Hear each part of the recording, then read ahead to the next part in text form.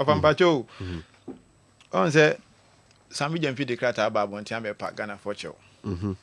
Say, I don't know, Memendano, dear course or no.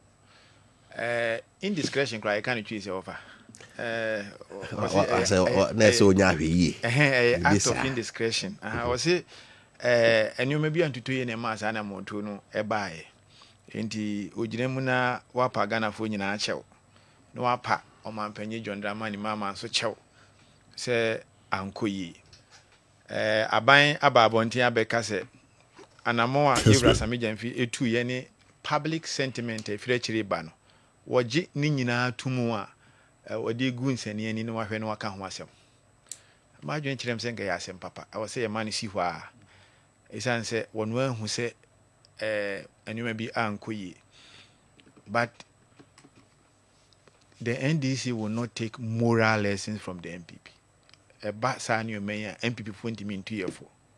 Say Ghana for every share a higher standard a free NDC for why a trese Ghana for what GD ma passe NDC for ye pejem ye ye inti ye standard no e wosoro ye gitum Ghana for to abama say ye meye de e wosoro chen de MPP for ye ya na enya Ghana for to abetia wo no inti ye gi Ghana for views nyina tum na ya sure Ghana for say omampanyini betu ho na ma enu nti na chief of staff one throw letter any defend this emergency finimum ofre no inti do ko mon kama koma ento moyam yenim se modi mo ntimi anye ne sa mo anka mbekata akire Cecilia Dapa de by Nana Kufuado cho letter. Dear Cecilia Dapa, I hope that your innocence shall be established.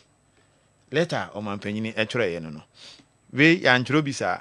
Yes, you be na sim no ono so apacho. Doc, you don't want to kill a fly with a sledgehammer. You didn't say we dey abamudiem. Because any topic nkra na dey abiwure ma me so medibeti. Enti Ghana fo nyina mumi anya abotre. O mampenyi John Dramani mama adwene o ma we ho a yemfa musika sem enye basa de meka afa ho ano no wofa bese me so na mekan article 611 of the 1992 constitution efa the issue of the constitutionality of the absence of the vice president and the president at the same time ABC 2018 inti me reference DC 2018 so article 11 of the 1992 Constitution, where the president and the vice president are both unable to perform the functions of the president, the Speaker of Parliament shall perform the functions until the president or the vice president is able to perform those functions, or a new president assumes office, as the case may be. And he said, Mampenini to me, Yenajuma, now Mampenina be the children to me, and yet Nejuma, Speaker of Parliament, you know, Onana Obejina Muna, Wayejuma. Kopembra yebeyi o mampanyini foforo se o mampanyini no antimi anto aso a offer we kire say at any point in time say o mampanyini na be de kire antimi anye na adwuma constitution no provide ekwan yemfa so a yentu saa na mo no yenuanum MPP for say dey na ho constitutional vacuum and anye sa no moka because o mampanyini ni ho o mampanya be de kire ni ho and o speaker of parliament so eni ho enti why na create problem no question person me busa no say enim say o mampanya be de akire ne ho dodo no na speaker of parliament mi nim botanti a oni Ghana sisi a but so ati ase but say nye o mampanyi John Dramani mama na ama vice president ana speaker omuni ha enye ne nsa anu dwuma ana na mo bia why dey watu but you see there's a constitutional interpretation in respect of this matter. In 2018, na Omampenya na Kufuado watu kwan. Obeka ya Omampenya be de akire ba mi ansa na hododo no nti. Oko abrochire kohwe no ho yare. Ena certain speaker of parliament Ora Michael Kwe efre parliament say omomra. Na yenswe speaker no in as acting president. Yeah. Ena mama yarega say Adewe yeti ase a enye because the assumption is that say omampanyina na be de akire ni ho a speaker no na o act enti o act as a matter of course because presidential oath no ne swearing in where the ne cry different president no o so a edu be abeka say having been elected as the president of the Republic of Ghana enti e ko swear in speaker na Yakoka say, has the speaker been elected and her? But just what I say. And Mahama Yariga for some can say president ni oman yi mu a enkyere say any functions are enye. Is the president unable to perform his functions because what you can kwa bruchira na? Of I am say a question was say nyina ya dwene ho say oman panyini ni Ghana. What you can kwa manone. Enti ontumi nya na adwuma na because okay sister 11 na or say where the president and the vice president are both unable to perform their functions. It didn't say where they have traveled though. Maybe I am giving a literal interpretation to this provision. Now I know there's a purposive interpretation in the case of Professor Ansari versus the Attorney General. Where the court said Oman Penyini no oni ha the framers felt say that time no a constitution ontimi enye na adwuma. Enti me hu no say a constitutional breach and I say a vacuum. Just obi ka kire me say vice president ni ho na speaker ni ho na ho be hia so Oman Penyini betumi atukwan a eni so otukwan.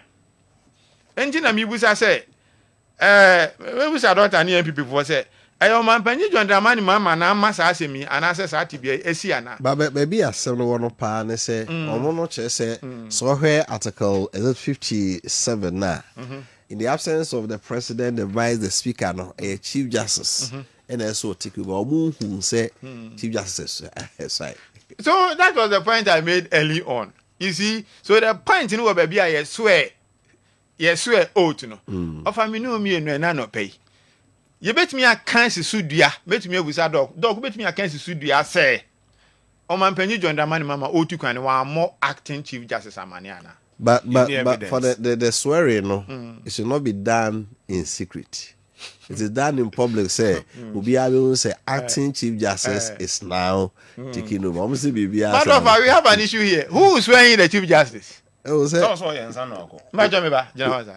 be the chief justice. O can constitution no chief justice no be swearing the speaker. I swear the speaker in the case of the absence of the vice president and the president. In this case, the chief justice. So who's swearing the chief justice? So it means there is a lacuna. And the constitutional issue I was say a constitutional amendment, constitutional review, and I bet one among Eddie Hung baby. Some now can Asara versus Attorney General. Me na me Mahama Yariga in that case. Okay. Because so swear was a speaker in as president. President no abruchi no ba. The always one the term of office no I did not me imagine him say ko letter issue but professor that ba no preside or yet presiding judge or more trust also no so the it's a honor I don't know credit radio yes sir and can let a bab on tia say president ni ha vice ni ha speaker ni anti chief justice actually and over easy but I said that we are no maybe I have me pan say what it means they say anytime be a president be took be no the vice you must swear in or no president was swear one and one no but the vice be swear inside the table one who say the data be mo kai ni say so man panyinu no nya free jurisdiction ni mu a in a purposive interpretative manner no o ma dwene kire o mo say ontumi nya na adwuma. So the president is disabled from performing his presidential executive functions the moment he travels out of the jurisdiction. I have a problem with that kind of interpretation. Because, for instance, even in these days of technology, Zoom, how are we able to stretch this assumption to mean that the president must move out of the jurisdiction? And so when he does so, he is unable to perform his executive functions. And at the other kind in respect of swearing in. The swearing in oath no crowd wedding no your problem. And Tibra almost a speaker Michael Kwe in as acting president. No. Now say Chief Justice no or reword the presidential oath to accommodate the oath to be said by the your friend say Speaker of Parliament, which was problematic. But also what I say, and as a man no, so discussions very very important. Me sure say no na minority for macro minority for among court. Say anya say ankawe there are constitutional provisions and judicial precedents supporting. Go make court a contest emrano. But I'm going to say practically, and you may be very impossible, especially where one of these officers, vice president and speaker, it be on my command because I'm going to do them. I mean, who is able to stop that? But that's what I say. And in this case, with the MHO, Oman Penny John Dramani Mama Tukai, ne vice ni ho, speaker ni ho. But that's what I say. Chief Justice ni ho. Who swears in the Chief Justice? And the Bonibe no Oman Penny John Dramani Mama. Why ye? I was Adi Moa. Minority for any fee yenti. Ya quiet press conference. You know, there's anything here. Sadi in here press conference. And here press conference. And the offer. Madwen Chiram say, ye quiet nim no kwanya beba ama ye constitution review no. Saa ni o man nyina no. Ya hwe na ya tenetene no. Because Madwen Chiram say, the entire constitution no share ni sa. Number 1, the president. Number 2, the vice president. Number 3, the speaker. Number 4, the chief justice. Ni say, the framers envisage a situation where it would not have been possible for these 3 to be away at the same time. Perhaps today it is happening. But just what I say. And you bet me here to Anama from but so we work say, Oman Penny John Dramani Mama na aban to say the mini dog person working. Yeah, you boom ran so no honky can hone na man see the dog. And you near Brazil, you to me nyadi be. Oman Penny John Dramani Mama. Onye boni bia.